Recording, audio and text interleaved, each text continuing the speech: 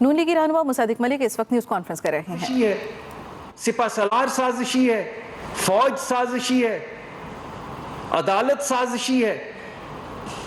ارے بھائی اسٹیبلشمنٹ سازشی ہے، یہ کاروبار کرنے والے لوگ سازشی. یہ کون ہے جو سازشی نہیں ہے؟ عوام کو یہ بھی تو بتا دیتے کہ یہ سب سازشی ہیں، یہ سب غدار ہیں، یہ سب کافر ہیں، یہ سب مشرک ہیں. یہ آپ نے کہا ہے، تو وہ کون ہے؟ وہ کون ہے جو مشرک نہیں ہے، جو کافر نہیں ہے، غدار نہیں ہے؟ وہ کون ہے؟ ان کا تو بتائیے.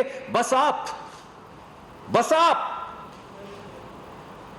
یا آپ کے وہ رائزنگ سٹارز جن کی کل آپ نے تعریف کی، وہ دو لوگ جو آپ نے کہا کہ اس ملک کے رائزنگ سٹارز تھے، وفادار تھے، عارف نقوی صاحب، ان کو کہا انہوں نے کل یہ. باقی سب سازشی ہیں، فوج بھی، عدلیہ بھی، ہم بھی، آپ بھی، آپ کے سیاسی حریف بھی. بس ایک عارف نقوی صاحب ایسے ہیں جو رائزنگ سٹار تھے. اور یہ عارف نقوی صاحب پتہ ہے کون ہے؟ اس وقت دنیا میں ہونے والے سب سے بڑے جو معاشی کرائمز ہوئے ہیں، جو منی لانڈرنگ کے کاروبار ہوئے ہیں، اس کے سینٹر کے اوپر بیٹھے ہوئے ہیں عارف نقوی صاحب.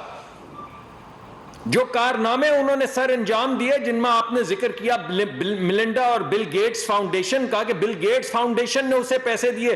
یہ نہیں بتایا کہ سالے نے بل گیٹس کی فاؤنڈیشن کے پیسے چوری کیے. یہ نہیں بتایا، آدھی بات بتا دی. تو آپ کو ایسے لوگوں سے کچھ غرض ہی نہیں ہے جو چندہ لیتے ہیں. بل گیٹس پیسے دیتا ہے چندے کے، وہ چوری کرتے ہیں. آپ کہتے ہیں چندے سے چوری کی تو کیا کی، اس میں کیا ہے؟ چندے سے چوری کی تو کیا کی؟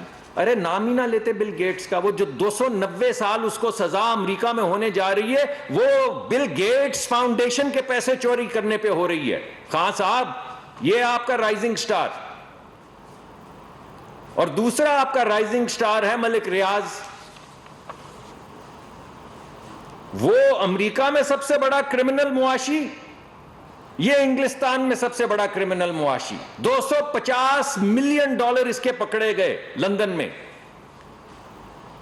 اکنامک کرائمز ایکٹ کے تحت $250 ملین پکڑے گئے. وہ بھی آپ کا رائزنگ سٹار، یہ بھی آپ کا رائزنگ سٹار. باقی سب مشرک، کافر، غدار.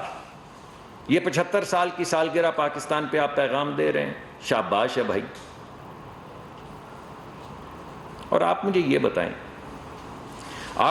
بتائیں کہ اگر میں خان صاحب کا نام نہ لوں، عمران خان صاحب کا نام نہ لوں، اور آپ لوگوں سے یہ پوچھوں کہ ایک شخص نے کسی سے 450 کنال زمین لے لی، آج تک کسی پی ٹی آئی کے بندے نے نہیں کہا کہ عمران خان صاحب نے 450 کنال زمین تحفے میں ملک ریاض سے لے لی، اور پھر کابینہ میں بیٹھ کے فیصلے کر کے اس کو $250 ملین کا فائدہ دیا. فائدہ کیا دیا؟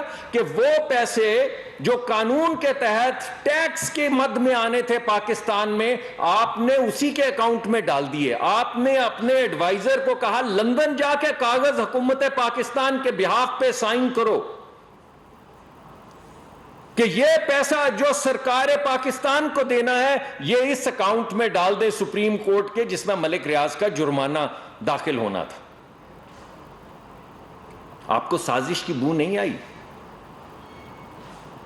آپ کو چوری نہیں دکھی؟ سب کو چور کہتے ہیں، لوگوں کی بیٹیوں کو چور کہتے ہیں، بہنوں کو چور کہتے ہیں، ماؤں کو چور کہتے ہیں. یہ چوری نہیں نظر آئی؟ آپ نے 3 ملین پاؤنڈ لیے اس رائزنگ سٹار سے، عارف نقوی سے، اور $1 ارب یعنی 250 ارب روپیہ اس کو تحفے میں دے دیا. کراچی میں جب کے الیکٹرک، جو عارف نقوی صاحب کی کمپنی تھی، جب انہوں نے کراچی میں کے الیکٹرک خریدی تو انہوں نے معاہدے میں لکھا کہ ہم کراچی کے لوگوں کے لیے بجلی بنائیں گے. اور ہم نے اور پچھلی حکومتوں نے ان سے وقتاً فوقتاً بجلی بنوائی. ان کا ایک اس معاہدے کی شک تھی جس کے تحت انہوں نے خریدا کے الیکٹرک. جس کا بینیفٹ ان کو اس کانٹریکٹ میں ملا کہ وہ $1 ارب کا ایک کوئلے کا کارخانہ لگائیں گے، دتانگ کول پروجیکٹ. آپ نے آتے ہی 3 ملین پاؤنڈ کے عوض $1 ارب ان کو معاف کر دیا، 250 ارب روپیہ ان کو معاف کر دیا. تو کراچی کے لوگوں کو بجلی کون دے گا بھائی؟ یہ تو معاہدہ تھا. تو اب کراچی کے لوگوں کو کون بجلی دے گا؟ تو پتہ کیا کیا انہوں نے کہا کہ اسی کاغذ میں جہاں پہ ان کو $1 ارب کا تحفہ دیا جا رہا ہے، اسی کاغذ میں لکھ دو کہ بجلی بھی پاکستان سے پاکستان ہی دے دے گا، آپ مت انویسٹمنٹ کریں. آپ نے کیونکہ مجھے $3 ملین دیے ہوئے ہیں، 3 ملین پاؤنڈ دیے ہوئے ہیں، آپ مت $1 ارب آپ اپنا بچا لیں، ہم سرکار کی بجلی آپ کو دے دیں گے. بھلے سے سارا ملک لوڈ شیڈنگ میں رہے، بھلے سے سارے ملک میں 8-8 گھنٹے لوڈ شیڈنگ ہو رہی ہو، 1600 اضافی میگا واٹ بجلی آپ نے عوام کی ان کو لوڈ شیڈ کر کے الیکٹرک کو دے دی تاکہ ان کا $1 ارب 250 ارب روپیہ بچ جائے. آپ کو اس میں سازش کی بو نہیں آئی؟ آپ کو اس میں چوری نظر نہیں آئی؟ نہ یہ سازش ہے نہ چوری ہے. آپ وفادار ہیں، ہم غدار ہیں، آپ جو بھی کریں. تو بڑی عجیب سی بات لگتی ہے.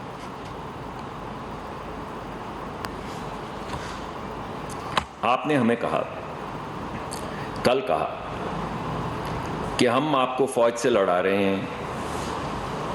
میں آپ سے پوچھتا ہوں کون لڑا رہا ہے آپ کو فوج سے؟ وہ جو آپ کے پی ٹی آئی کے سوشل میڈیا کے لوگ تھے جو شہیدوں کی تضحیق کر رہے تھے، ان کے خلاف ٹرینڈ چلا رہے تھے، وہ ہم تھے. ہم نے لڑایا آپ کو فوج سے.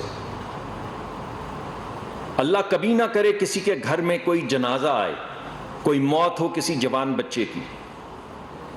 وہ ماں ذرا سوچیں اس کے دل پہ کیا گزرتی ہے جس کے سامنے بیٹے کی لاش پڑی ہو، شہید ہو، اور سوشل میڈیا سارا اسی شہید کے متعلق جو لکھ رہا ہے. میں تو وہ دوبارہ الفاظ نہیں استعمال کر سکتا. وہ ہم تھے، وہ سازش ہم کر رہے تھے شہیدوں کے خلاف.